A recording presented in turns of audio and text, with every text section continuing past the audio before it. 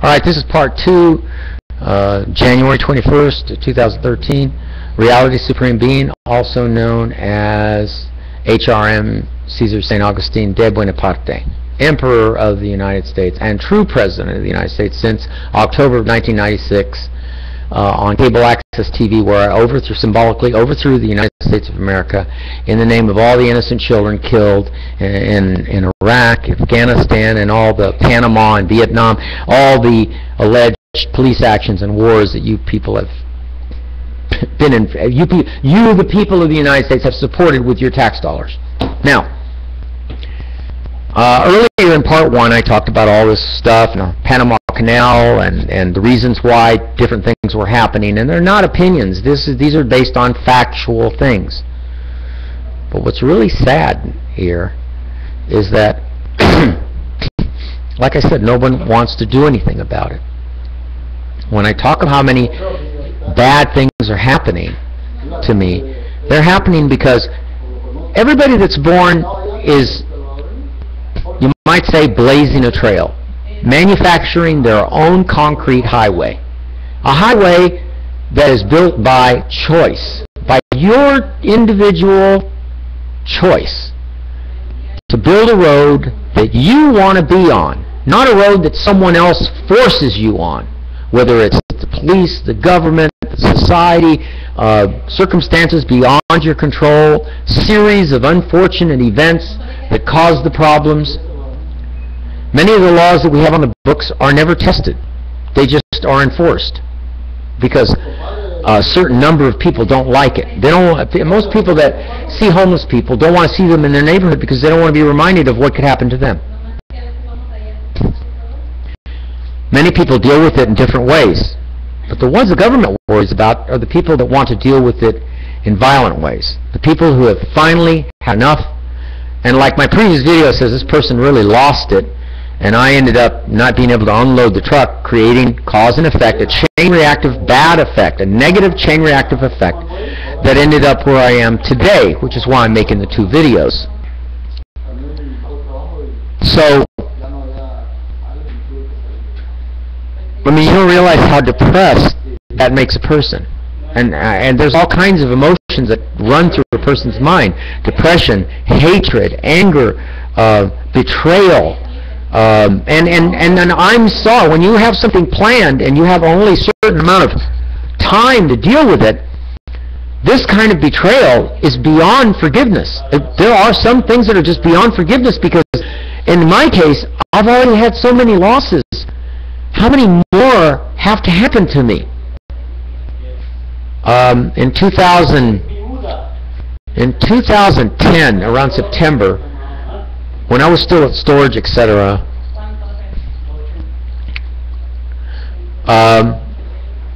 I found some money. It was a lot of money, and there was no way to return it to the rightful owner because it was just cash money. And so I found this. And I think I mentioned this in the video. It was more of a tease by this invisible anomaly that I talk about. It seems like it because it's never enough money to ward off the bad things that were happening. And at that time, there were these people in a yard sale, and I asked if I could park my stake bed truck. This is before I lost my stake bed truck, to another negative situation that occurred because each event that has happened in my life led to another bad event because there's so many bad situations out there, and you can't have the time to rifle or investigate all of these situations to see which ones you can go towards and which ones you don't want to have anything to do with because you anticipate or suspect ever so slightly that something could really go wrong, and when it does, you won't be able to recover. So the lady was nice enough to let me park my truck in there and re-go through all my boxes and stuff. And while I was there, I heard all her story and how she's being foreclosed on and all this kind of stuff. I was up for 2 days towards the end of the foreclosure when she had to finally leave. And there were all these homeless people that were coming there trying to sell their stuff. So it was like an open garage sale. And the building safety, again, was at that house, trying to threaten them and tell them you can't do this day after day, da-da-da-da-da. What difference does it make? They're foreclosed on. They're trying to get rid of everything so they don't lose so much. It's bad enough they're losing their house of 20 years. Now they have to lose that too? The right to sell something? You're forcing them to have to store it in a storage to give someone else money? See, there's no brains in this society. It doesn't matter whether it's from the president, this moron who's the president, who's supposedly, quote-unquote, the president, all the way down to the governor or the mayor. They're all morons. They all need to be thrown out. But that's an impossibility. You'll never be able to do that. At least so the people think. So anyway, towards the end there, I'm up for 2 days in a row, and I have to take a rest. So I go to a friend's house, an acquaintance, and they let me sleep there. I take a rest, and I know that I have to go back that evening. I didn't wake up till the third night that evening. I was really wiped out staying up 2 days in a row. That's 48 hours with no sleep, trying to organize and get ready to move out of there with my 2 trucks. I left my U-Haul truck at the time, which was also used to help the lady move her furniture, which she paid me for that, at least for the mileage and gas. I didn't charge her any more else, even though I helped unload the furniture and all that stuff. And this is how they repaid me. When I came back, I found all the garage sale stuff piled up against my U-Haul, all the way up where I couldn't even roll up the door, couldn't even get to the handle. And I had planned to get up when I got enough rest and gone back and systematically, in a very organized fashion, take every box that I was going to take and then put the stuff I didn't want out by the curb. Nope. She ordered every one of those people who supposedly were like my friends. I even paid a $100 electric bill there. And this is how they repay you. And when I went back, they were all sitting on the couch smoking their cigarettes, waiting to see what I'd do. I pushed the stuff away from the thing so I could get in between the stuff and the roll-up door. And I know I had at least 10 boxes down at the bottom, which were going to go into the truck next. But they interfered with that by piling stuff on top of it. I pushed all that stuff off. I loaded those boxes, looked at the stuff, looked at them, didn't say a word, closed the hatch, put my lock on, walked around, put my key in the ignition, started up, and drove off. The lady, who I won't mention her name because I don't care to acknowledge that she even exists, sat there and texted me and said, didn't even have the balls or courage to talk with me directly on the telephone. You're going to leave all that your stuff, she said, in the driveway. And he texted her back. I said, that's not my stuff, blah, blah, blah. This was evil, what you people did. And on purpose, I misspelled 2 or 3 words on there. And that's a test to find out what kind of person this person really is. I always do that. And so the person texts me back and says, you can't even spell, and put me down that way. And I said, I'll have you know in my text back that I did that on purpose to see what kind of person you are. You're one of those fault pickers who looks at that first rather than the damage that you did to me by interfering in me in an organized fashion, being able to help you truly and finish taking everything out of the yard. And rather, this is how you repay me. So go stuff it. I don't burn bridges. I vaporize them. I will never acknowledge that I ever knew you, that I ever wanted to have anything to do with you. Dead forever. Like I went in my time machine, went back in time, came back and averted and didn't even have anything to do with them and never even talked to them. And that's what I did. I mean, that if such a thing were possible, that's what I do. So I told her that, you know, and I never got a text back. And I'm glad. And so people who have hurt me, I vaporize that bridge like I never met them.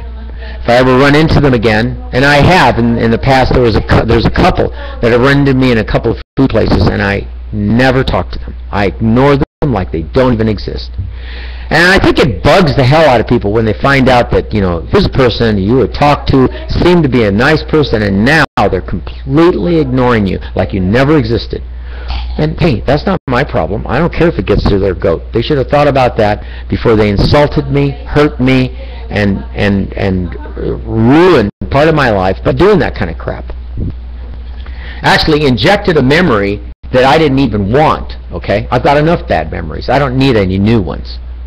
So instead of Obama contacting me and having the guts and courage to say, you know, hey, I'm sorry this happened to you, this is wrong. He was on David Letterman once and he says, oh, you have to understand, I'm the president of all the people. What a bunch of bull. You're not my president. You're certainly not my president. You don't act like it. You're not my, you didn't lift a finger to help me. You know, the White House told me to, when I was in my, right before I lost the House, the White House told me to send an emergency. If I'm going to fax something to them, to put emergency at the top title. I did that, and I faxed them. Never got an answer. It's all bullcrap. These people are so sick.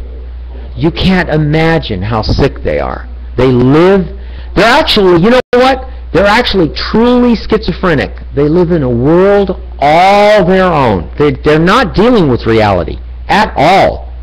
That's why I call myself reality supreme being. I am a supreme being when it comes to reality. I know how to deal with reality situations. These people do not. They're living in dreamland. You ever heard the statement, what's the word? I can't remember. Two different types of mental illnesses. People with mental illness build castles in the sky, dreamers, but psychotics live in those castles. And that's what these people are. They're schizophrenic psychotics. They actually believe that they're actually doing any good. How is $500 million? You're already hypocrites and blasphemers by blaspheming. You hire all American citizens that pay taxes blasphemers. Well, you're spending money with the name of God printed, in God we trust. The name of God, your understanding of God, is printed on the coins and the bills. And you pay taxes. And 75% of your taxes goes to the military, and that's used to make drones and missiles and blockbuster bombs and kills innocent men, women, and children at friendly fire by accident trying to get the terrorists. You know, this, and I don't want to hear the thing that, oh, we use the children as shields. This is so much bull crap and lies. There's no evidence to support any of that. And if there is, they're keeping it secret. They're saying, oh, that's national security. We can't tell you why we can't tell you that. They're all full of it. And I can't believe that you people continue to fall for this crap. Because that's what it is. It's crap. Lies, deception, hurts, agonies. And instead of buckling down and supporting the real people, people like me, you don't lift a finger. You probably sit there eating popcorn, whatever, and laugh at all of my videos and say I'm full of this and I'm full of that. And people have said, oh, you need meds and da-da-da, even though I know that none of them have a doctor's degree. They're all sick in the head. They're just like Obama. You're all sick. You've prostituted yourselves and your children for so long, and then you wonder why the Sandy Hook shooting was not a conspiracy or a put-on. Then it doesn't matter whether it was or wasn't. Because real people died in 9/11. Real people died in the Aurora shooting. So it doesn't matter whether it was or wasn't. What matters is that as soon as stuff like that happens, that close in time proximity, it's not like it's a copycat. It's that hatred does travel through the air. And wanting to get even, revenge travels through the air. And someone somewhere is going to pick up on it that's able to do something like get a bunch of guns and walk into a public place and kill. Remember, I'm the inventor of the spherical oil tanker that would have stopped all oil spills. I'm the inventor of the two-story house that would have nipped in the bud all the droughts that have happened since 1984. I'm also the inventor of an invention since 1990s that would have barred and kept anyone from doing a massive public shooting. They'd get caught before they even started to institute something like that. But no one believes me that I'm an expert in quantum physics, and well, for lack of a better word, yes, I do know how to read people's minds very accurately. And believe me, I've read Obama's mind, I've read Biden's mind. You don't want to go there. Even if you could do it, like I can, you don't want to do it. Because all these people, including the Secret Service, police department, gang members, they're all one of the same mind. They don't have any idea of how to really deal with reality, the real reality of life. Love, caring, compassion, not having to get angry, not having to yell at people. You know, I was trying to build a place like that in Colorado. They sabotaged it. That mindset sabotaged my life, and it's still being sabotaged right now as I speak. Now, one person has emailed me saying, Caesar, I'm going to tell me where to send some money. I will send you lots of money to nip this in the bud. Let's get you in a warehouse or someplace where nobody knows where you're at. We can be contacts together and start building a coalition of, like Moses. We'll build a Moses coalition and perform a giant exodus and leave the United States. Because this country is going to be destroyed. I guarantee it. Okay? It's going to be destroyed. You don't need to check with Nostradamus's predictions or my alleged predictions. It will be destroyed completely and absolutely, because that's how much bad karma you have created in the world. And what comes around goes around. So instead of pleading with you, you should be backing people like me so that we can coalesce into something and go someplace else, because we can't do it here. I'm not Jim Jones. I'm not a wacko and an ego fanatic on power. That's not me. But it is them. Trust me. They are wacko. Bilderberg Group, Trilateral Commission, the Rockefellers. That's why they have 680 detention centers built in the United States right now. Check out Jesse Ventura and his conspiracy theories. The man knows what he's talking about. He's been an ex-governor. I've run for office and never made it. He did. I'm surprised that he's even able to get it on YouTube. But they're there. Okay? So whether a conspiracy is coming or not, there's something much, much bigger beyond a human being's control. Any number of human beings' control. Whether they're an authority figure or a number of authority figures, things are going to happen that are going to be out of your reach. So instead of allowing them to destroy people like us, I want you people to finally start sending me something. Contact me in the email. All you have to do is say, Caesar, you're right. I'm sorry I ever contributed anything to this country. I want to help. That's all you got to do. Then we'll talk to each other by telephone and we'll start building a coalition. I guarantee you at some point, after I've got 10 or 20 people involved in this, they'll contact probably all of us, the government. You'll have the FBI or the Secret Service knocking on your door because they'll be wanting to find out what we're doing. And it says, we want to leave. You don't have a right to keep us here as prisoners. I'm going to do what Moses said. Let my people go. We don't want any part of you. You pay and do all the wrong things, and since we're a minority and we can't possibly overthrow you, not physically, you have all the guns, you have all the police, you have all the handcuffs. We can't overthrow you. We don't want to. We want to see you die, but we want to see you die from a distance. We don't want to have anything to do with you. You're full of crap. You got cobwebs in your head. If anything, the whole government should bow down on their knees to me immediately and say, okay, Caesar, it's all yours. Tell us what you want us to do. Unfortunately, you've done so much damage. That's going to be hard to do for me because I really do want to leave. I don't want to have anything to do with you. You've built up so much, like yesterday, that guy. It's the same kind of karma. You carry bad karma with you. And you're the people that are mentally ill. The person today that stood with his hand on 2 Bibles, if it had been me, when I overthrew the country in October of 1996, symbolically, I had my hand on the Koran, the Bibles, New Testament, Old Testament, the Bhagavad Gita's, all the Shinto religion of Japan. I had my hand on all of the religions because I didn't want to be prejudiced towards any of the religions that have a right to exist in America. So it wasn't just this, and the media quoted me saying, oh, this Caesar swore on a stack of Bibles, but they didn't say what kind of Bibles. See, because I explain it. I don't want to be prejudiced towards any religion, even though I don't put any validation on any religion because they don't have any solid 100% proof. But I'm still respectful about them, even though I think all religions are full of it. But I still respect them in the sense that they have a right to believe what they want to until they grow up and enter the mind, my mind, and enter and find out the real truth about life. When they do that, they'll find it on their own eventually. Anyway, that's what I'm saying today. Let's see what happens. Because I have no place to go now. Again.